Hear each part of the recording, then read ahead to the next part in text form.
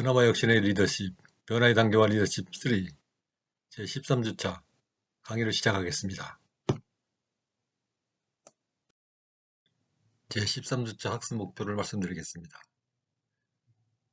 제13주차 학습 목표는 변화의 단계와 리더십에 대해 이해를 한다. 구체적인 학습 내용은 변화의 설계에 대하여 학습한다. 변화의 실행 단계에 대하여 학습을 한다. 변화의 피드백에 대하여 학습을 한다. 입니다.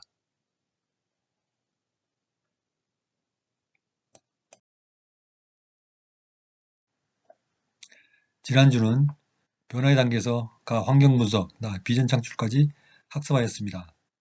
오늘은 이어서 변화 설계, 변화 추진, 피드백 등 5가지 소주제를 학습하겠습니다.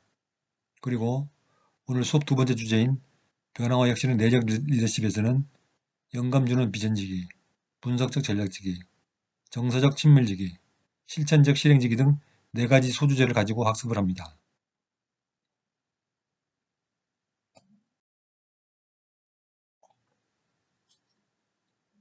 자, 변화의 단계는 지난 시간에 환경 분석, 비전 창출, 변화 설계, 변화 추진, 피드백의 5단계를 언급하였습니다.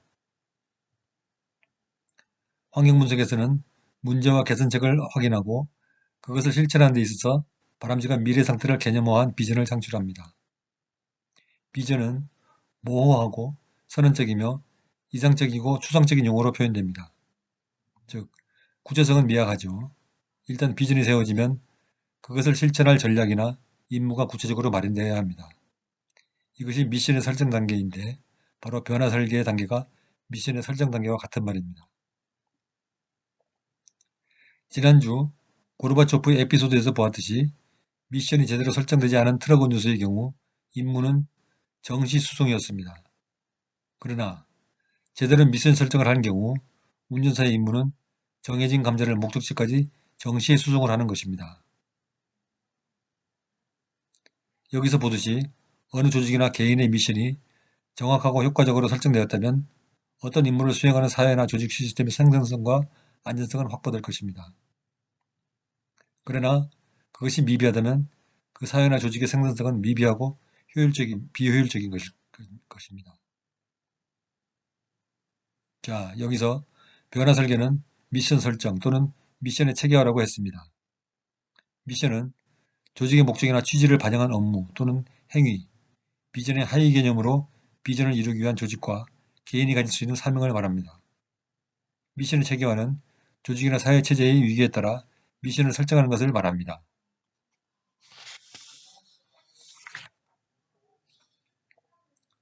호홀 미션은 조직 전체의 미션을 말합니다. 즉, 국가나 기업의 전체적인 임무나 사명을 말하는 것이죠. 우리나라의 경우 민족중흥이나 남북통일, 세계 7대 강국, 즉 G7이 되는 것과 같은 집단 전체의 미션을 말합니다.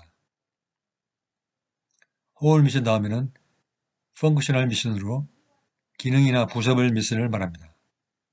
기업을 예로 들면 생산부서, 마케팅부서 또는 국제부서 등 기능에 따라 나누어진 임무를 중심으로 미션을 설정하는 것이 펑크셔널 미션입니다. 기능별 미션 다음으로 유니티 미션입니다. 유니티 미션은 단위 조직의 미션입니다. 예를 들어 인사과, 재무과, 총무과 등 핵심적 단위 조직의 미션을 말합니다. 위계 아래 단위로 갈수록 미션은 깊고 좁은 범위를 가지게 되어 있습니다. 그 다음 마지막으로 개인별 직무를 설정한 job 미션이 있습니다. 이러한 미션은 조직의 사무 분장 규정이나 권한 이임 규정을 통해서 매뉴얼화되거나 법정화되어 있습니다. 모든 미션이 모든 상세 내용을 다 규정할 수는 없으므로 합리적인 이성을 가진 동기부여된 사람이라면 감자를 수송하면서 질질 흘리고 다닐 사람은 없겠지요.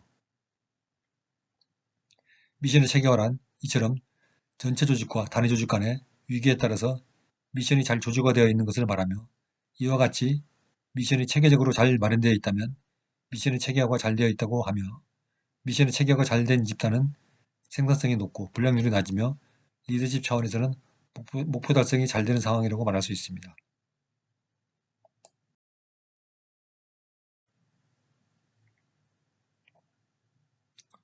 앞에서 살펴본 바와 같이 비전을 구체화하는 수단은 미션입니다. 또는 비전이 꿈이라면 미션은 그 꿈을 현실화하는 현장입니다. 우리가 사회에서 리더이든지 아니면 리더를 따르고 도와주는 팀원이든지 간에 미션 중심의 활동을 하는 것이 매우 중요합니다. 미션을 정확히 설정하지 않고 무언가를 한다면 방향키가 없는 배를 저어가는 것과 비슷할 겁니다. 그러나 GPS를 정확히 찍고 목표에 맞추어 사전에 정의된 미션을 실천한다면 목표 달성은 매우 쉬울 것입니다. 미션 중심의 활동은 어떻게 보면 기계적입니다. 그러나 반드시 그렇게만 볼 것은 아닙니다. 미션에는 인문학적 요소가 많이 필요합니다. 임기응변이나 유연성, 그리고 상황 판단력, 응용력 등 융통성을 발휘해야 할 상황이 너무 많습니다. 과거 한국에 조선소가 없고 오로지 투지와 의지 하나만 믿고 영국을 방문한 정주영 회장에게 영국 선박에서 간부가 물었습니다. 당신의 나라는 조선소도 없고 선박 건조 경험도 없는 한국의 현대가 어떻게 수만 톤짜리 선박을 만들겠다고 하는 겁니까? 이에 정주영 회장은 주머니에서 500원짜리 지폐를 꺼내 보이면서 말했습니다. 여기 보이는 지폐 거북선은 400년 전에 우리 조상이 만든 철갑선으로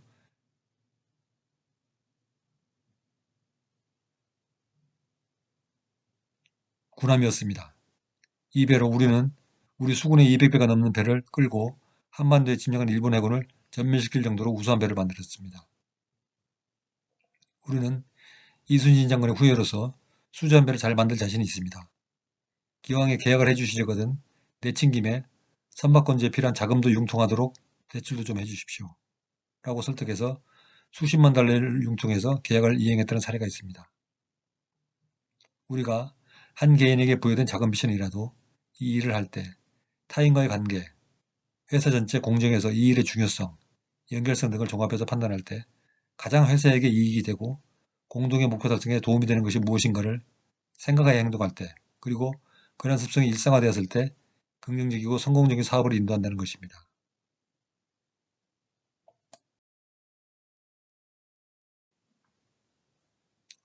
그러면 미션 중심의 생활인은 어떤 사람일까요? 다음에 미션 중심의 생활인을 살펴보겠습니다. 첫째로, 미션 중심의 생활인은 유연성이 있고 자발적인 사람입니다. 집단 내에서 한 개인의 미션이 정해져 있다고 하여 정해진 일만 하는 기계적인 사람은 로봇에 불과합니다. 미션은 일종의 나침판과 같은 것이며 이 나침판의 방향을 보고 상황을 종합적으로 판단해서 자발적으로 행동하며 지나치게 엄격하게 계획이나 일정에 얽매이지 않는 사람을 말합니다. 감자를 수송하는 운전수처럼 내 할 일은 시간을 지키는 운전이라는 사유로 감자가 트럭에서 다 떨어지든 말든 신경 안 쓰는 문의 운전수가 아니라 운송 전에 트럭의 짐칸을 패킹해서 감자가 유실되지 않도록 미리 예방하고 운전하는 상식 있는 운전사를 말하는 것입니다. 두 번째로, 미션 중심의 생활인은 타인들과 풍부하고 보람있는 관계를 맺는 사람을 말합니다.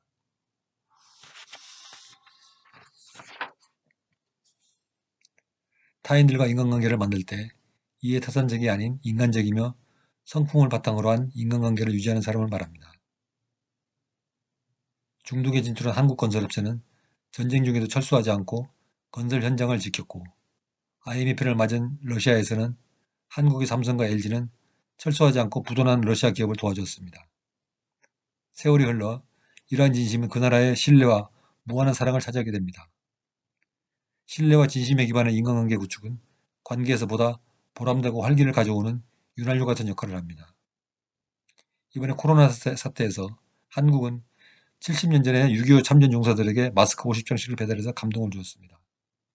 이처럼 어려울 때 진정한 친구가 누구인지를 보여주는 보람찬 관계를 유지하는 인간적인 모습을 보여주는 사람이나 인성이 매우 미션 중심의 전략을 펴는 사람에게 중요합니다.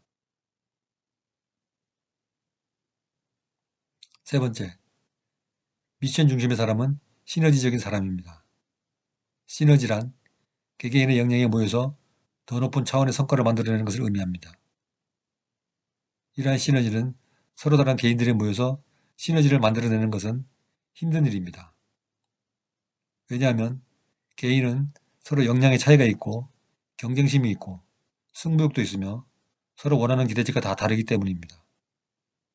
그러나 리더는 때로는 종의 위치에 서기도 하고 팀원은 유사시에 리더로 역할을 수행하기도 하면서 조직이 목표하는 제3의 대안에 서로 협력하여 일을 할 수 있습니다. 자신들은 개인이지만 일의 성취는 팀으로서 공동의 목표를 향해 매진하는 것이 자신들의 목표라는 점을 공유하고 노력하여 개개의 차이를 극복하고 미션을 공유할 수 있는 사람입니다.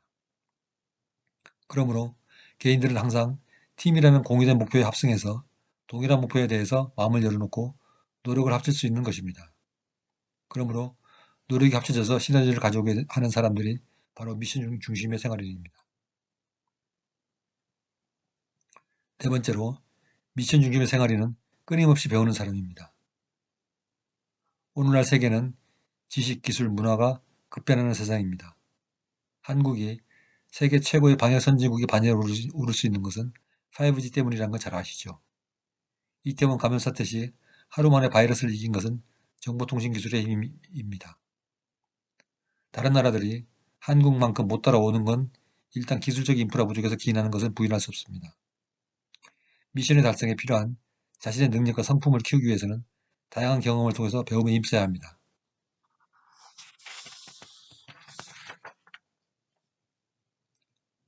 다섯 번째, 미션 중심의 생활에는 공헌에 초점을 맞추는 사람입니다. 이것은 받는 것보다 주는 것을 즐겨하는 사람을 말합니다. 대접을 받기보다는 대접하는 사람, 섬김을 받는 것보다 섬길 줄 아는 사람, 봉사할 줄 아는 사람을 말합니다. 성경 마태복음 7장 12절의 말씀에 이렇게 얘기했습니다. 그러므로 무엇이든지 남에게 대접을 받고자 하는 대로 너희도 남을 대접하라. 이것이 율법이요 선지자이니라. 라고 했습니다. 우리는 누구든지 남에게 인정을 받고 사랑받기를 원하고 있습니다. 신인 하나님도 하나님께로부터 축복받기를 원하며 이웃에게 대접받기를 원하는 것은 인지상정입니다. 어떻게 하면 그렇게 할 수 있을까요? 남에게 인정도 받고 사랑도 받고 하나님께 축복도 받고 대접도 받을 수 있는 삶을 살 수 있는 길이 있을까요? 공자 제자 중에 자공이라는 사람이 있었습니다. 한 번은 자공이 공자에게 선생님, 우리가 평생 동안 실천할 도리를 한마디로 말씀해 주십시오. 그렇게 부탁했습니다. 그러자 공자는 기소불능 물시어인이라고 하였는데 그 의미는 자기가 하기 싫은 일은 남에게 시키지도 말라.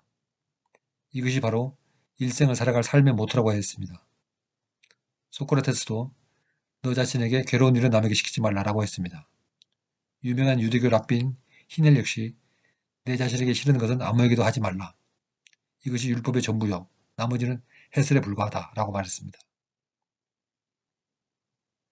그러나 예수님은 소극적으로 나가지 말고 한 걸음 더 나가서 적극적으로 말씀하셨습니다. 내가 대접을 받고자 하는 대로 남에게 대접하라 라고 말씀하신 것이죠. 이것이 바로 동서고금을 막론하고 인간관계에 있어서 가장 중요한 행동윤리인 것입니다.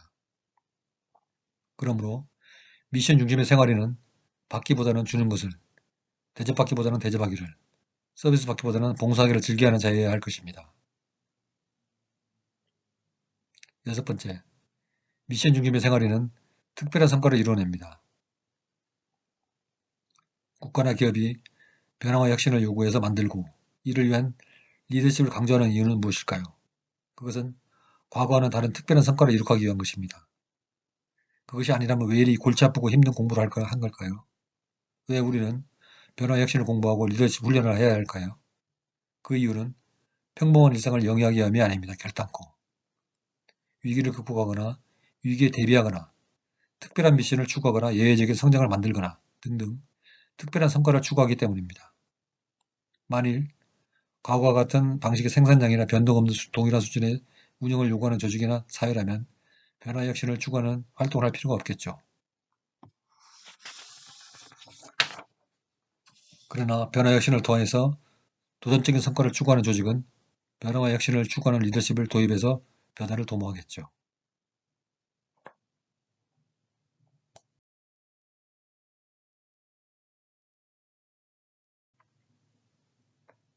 자, 일곱 번째.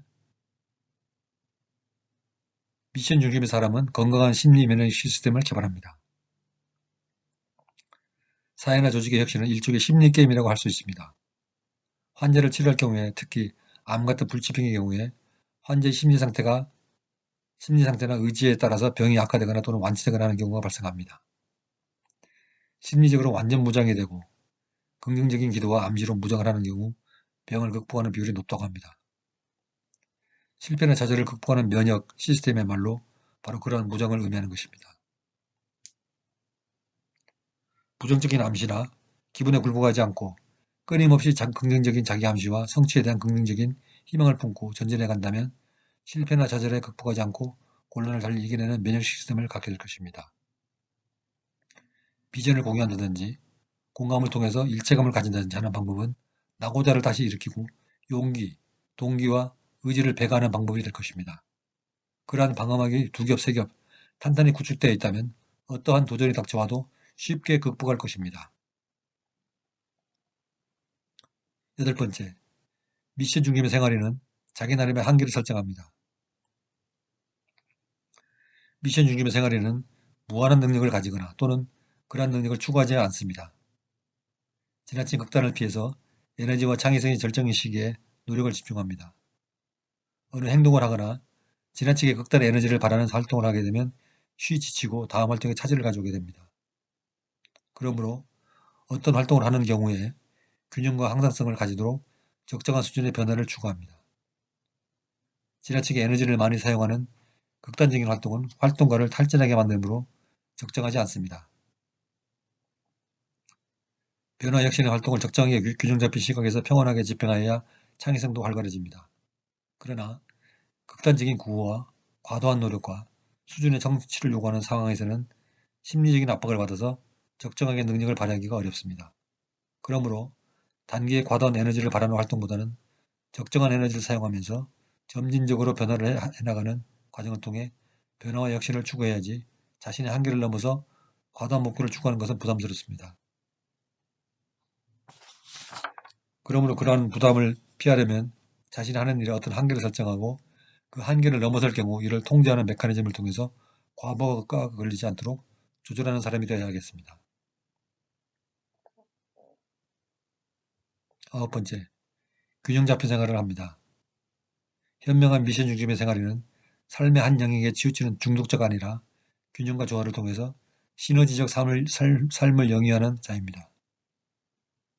너무 야근을 많이 하는 워커홀릭에 빠져서 자신과 타인의 건강과 문화적인 삶을 저해하는 것과 같은 삶은 지양해야겠지요. 균형과 조화로운 삶이란 무엇인가에 대해서 다양한 견해가 있을 수 있겠지만 육신과 정신이 삐패질 정도로 한쪽으로 치우쳐진 생활이 아닌 자연스러운 느낌을 주는 것을 의미한다고 생각합니다. 10번째, 미션 중심의 생활에는 자신감이 있고 안정적입니다. 미션 중심의 생활에는 삶에 자신감이 있고 그에 따라 내면의 안정감을 누립니다. 자신의 삶의 미션을 잘 파악하고 이를 자신있게 실천하는 사람은 삶에 자신감이 있게 되고 그에 따라 내면은 안정감을 가지고 평온을 느낄 수 있습니다. 사람이 자신감을 가진다는 것은 모든 것을 잘 알고 잘 처리할 수 있어서 얻을 수 있는 게 아닙니다. 단 한 가지라도 자신이 잘하는 것이 있다면 그것을 중심으로 자신감을 얻게 되는 것입니다. 전문가는 모든 것을 다 잘하는 것이 아닙니다.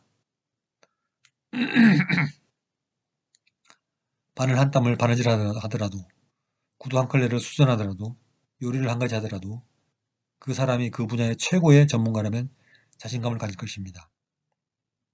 재주가 아무리 많아도 그중 한 가지라도 최고 전문성이 없다면 자신감을 가질 수 있겠습니까? 자신감은 영어로 confidence라고 합니다. 영국의 초등학교 교육과정에서 보면 교육의 최고 목표는 배우는 분야에서 자신감을 가지게 하는 것이라고 목표가 되어 있습니다. 영국에서는 교육과정의 목표가 학습을 통한 지식을 얻는 게 아니라 해당 내용을 학습하며 그 분야를 활용하는 데 자신감을 갖도록 한다고 되어 있습니다. 그러므로 영국 아이들은 연습 문제를 풀다가 틀려도 대부분 우물쭈물하지 않고 틀렸음을 시인하지만 그들의 태도는 진지하고 자신감에 넘쳐 흐릅니다. 18세기, 19세기에 수많은 식민지를 건설한 그들의 능력은 바로 자신감에서 나온 것입니다. 자신감이 없다면 안정에 반대된 불안감이 엄습하겠죠. 불안감이 있다면 모든 게 정상적으로 진행되지 않습니다. 그러나 자신감이 있다면 안정감도 따라옵니다.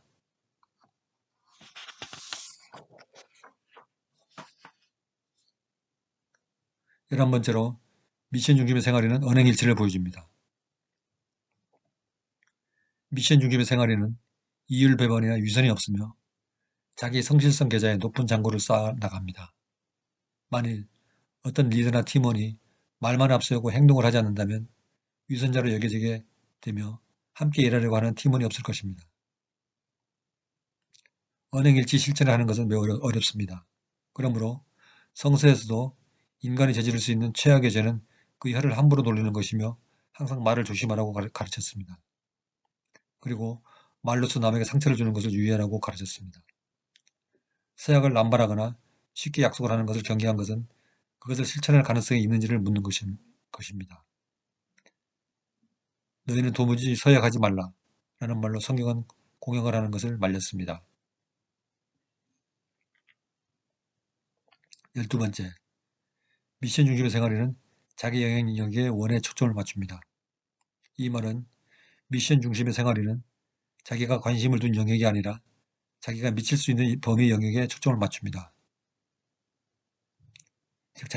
즉, 이 말은 뭐냐면 이 말은 한 개인이 초점을 두는 활동 반경은 단지 관심 있는 관점적인 영역에 에너지를 투자하는 것보다는 자신이 실제로 영향을 미칠 수 있고 힘을 쓸 수 있는 가능한 범위 영역에 주안점을 두는 것입니다. 이 말은 미션 중심의 생활에는 실질적이며 실용적인 성과를 산출할 수 있는 현실주의자함을 의미합니다. 다른 의미로는 자신의 영역에 미치지 못하는 범위까지 허세를 부리는 것도 피해야 한다는 것을 의미합니다. 13번째, 미션 중심의 생활에는 풍부한 내적 생활을 함양합니다. 독서, 사고, 명상 등을 통해서 정기적으로 정신적인 쇄신을 도모해야 한다는 것을 의미합니다.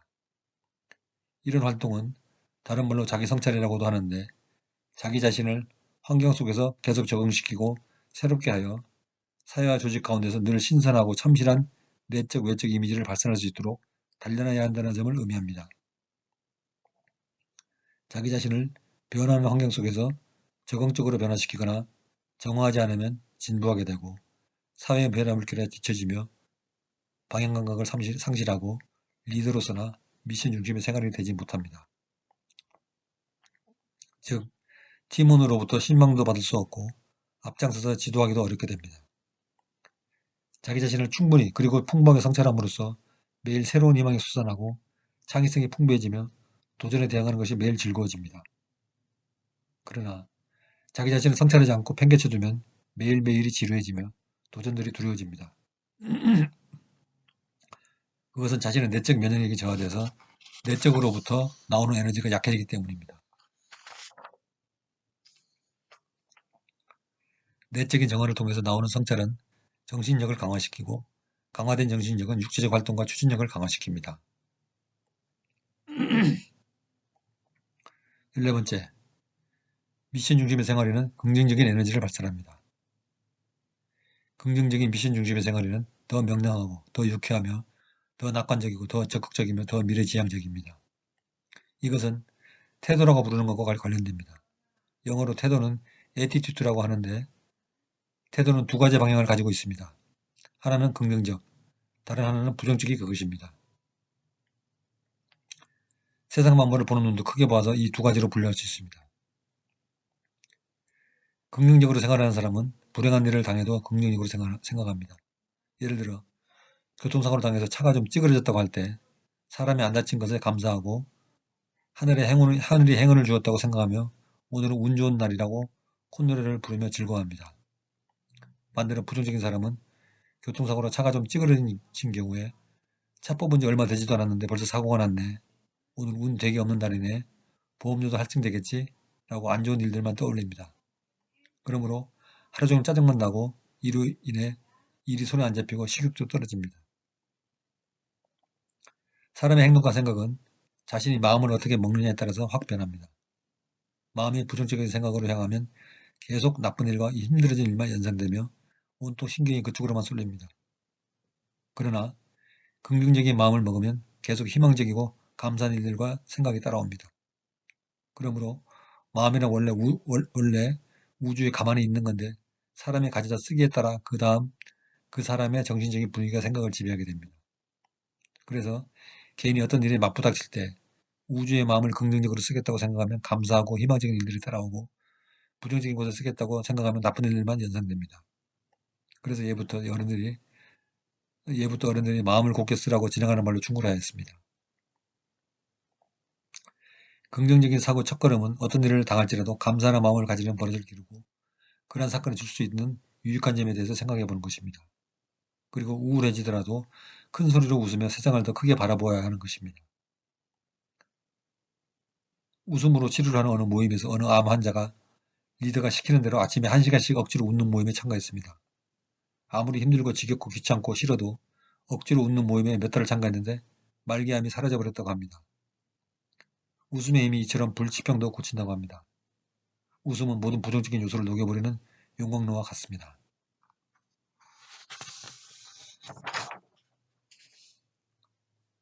리더의 기분은 팀원에게 전염되므로 리더는 건강하고 유쾌하고 적극적인 분위기를 불어넣고 미래지향적인 희망을 보여줘야 합니다.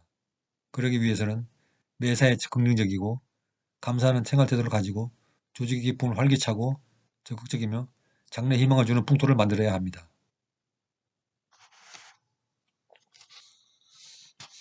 15번째로 삶을 더 즐긴다.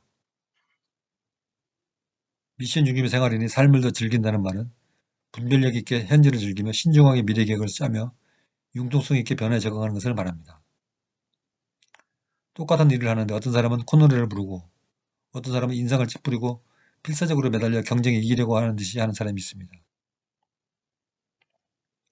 조직사회에서 글로벌 경쟁사회에서 성과주의에 매달려 필사적으로 일을 하는 사람이 많습니다. 그런데 사회는 참 이상합니다. 많은 사람들은 이런 걸 경험합니다. 저 친구는 슬슬 놀면서 대충 일하는데 항상 즐겁고 회사 내에서 승진도 잘 되고 매사가 슬슬 잘 풀리는데 나는 필사적으로 밤새면서 보고서를 잘 만들어내도 칭찬을 받기는커녕 승진도 매번 밀리고 정말 힘든 삶이다 라고 생각하는 경우가 있습니다. 누구에게나 일은 힘듭니다. 그러나 이것도 사람이 일을 어떻게 대하느냐에 따라 달라집니다. 피하지 못할 바에 즐기라는 말이 있습니다. 어차피 해야 할 일이면 찌푸리지 말고 즐기면서 하라는 말입니다. 비슷한 말들을 찾아볼까요? 기왕에 할 바이면 즐기면서 해라. 때로는 불편함을 즐기라. 위기를 즐기라. 약은 피할 수 없다면 즐기라. 살아갈 때 때로는 친구가 방해가 된다. 때로는 외로움도 즐기라. 장수의 비결은 배고픔을 즐기는 것이다. 기억하지 말고 망각을 즐기라. 실패는 성공의 바로 전 단계. 도전을 즐기라. 살 빠지는 사람은 따로 있다. 공복에 집착하라. 그리고 배고픔을 즐겨라. 도전, 두려워하지 말고 즐겨라. 인생 즐겁게 살아갑시다. 그런데도 원수가 잘 되기만 하고 내가 고전을 할 때는 어떻게 해야 되나요? 라고 묻는 사람이 있습니다. 살다 보면 그럴 수도 있지요. 성경에 이렇게 하라고 되어 있네요. 잠언 25장 21절 22절에 보면은 이렇게 되어 있습니다. 내 원수가 줄이거든 그에게 빵을 주어 먹게 하고 그가 목마르거든 그에게 물을 주어 마시게 하라. 내가 그의 머리에 숯불을 쌓으면 주께서 내게 보답해 주시리라. 이 말의 뜻은 원수에게 선을 행하는 것이 최대의 보복이라는 것입니다. 그러나 당신이 친히 원수를 갚지 말고 복수는 하나님께 맡겨라는 의미죠. 원수에게 선을 베풀수록 하나님이 그의 머리 위에 진노의 숯불을 하나씩 쌓아두실 것입니다. 원수가 숯불과 접촉하는 것은 죄에 대한 해결을 의미합니다. 그러므로 원수에게 선을 베풀면 성령의 감동을 받아서 원수가 죄를 뉘우치고 해결하게 된다는 말입니다. 자, 슬라이드 두 화면을 통해서 시간을 많이 할애하고 미션 중심의 생활에 대해서 깊게 살펴보았습니다. 리더이든지 아니면 팀원이든지 변화 혁신의 시대에 살든지 아니면 변화 혁신을 주도하든지 그 과정에 각 개인이 가져야 할 매일 일상에서 가장 중요한 것은 미션 중심으로 살아가는 생활 태도입니다. 이것이야말로 변화 혁신을 제대로 가져오는 첩경임의 비결입니다. 저도 40년의 직장생활 경험상 가장 중요한 사항은 위기관리라고 생각하고 있습니다. 위기란 언제 닥칠지 모르며 무엇이 될지도 모릅니다. 또 그 정도가 최악일 수도 있습니다. 미션 중심의 생활에는 위기관리도 잘하는 사람입니다. 위기관리를 잘하는 사람이야말로 조직에서 빛나는 사람입니다. 일상의 업무는 누구나 하는 것이므로 표현하지 않습니다. 그러나 위기에 강한 사람, 위기를 잘 극복한 사람은 바로 영웅이 됩니다.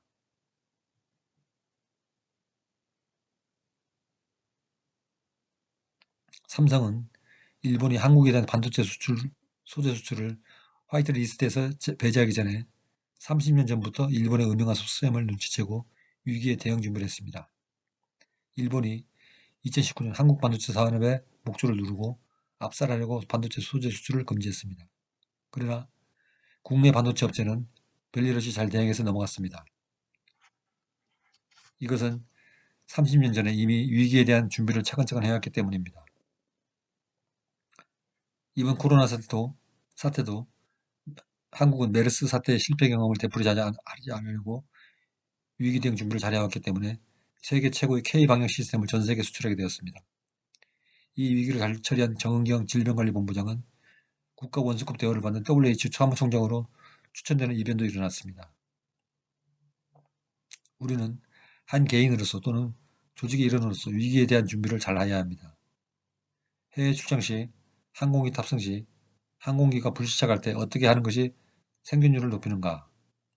해외에서 출장해서 호텔 투숙 시 대피 경로의 인지, 지진 시 대피 요령, 전쟁 시 준비할 비상용품, 경제 하강이나 공황 시 자산의 관리 요령 등은 개인의 준비 사항이며 생산 공장의 정전 시 대처 요령, 선박의 필압 시 대처 요령, 금융기관의 세컨더리 보이콧 발동 시 금융자산의 보호 요령, 이러한 것들은 조직적 차원에서 위기 관리를 해야 할 필요가 있는 사례입니다.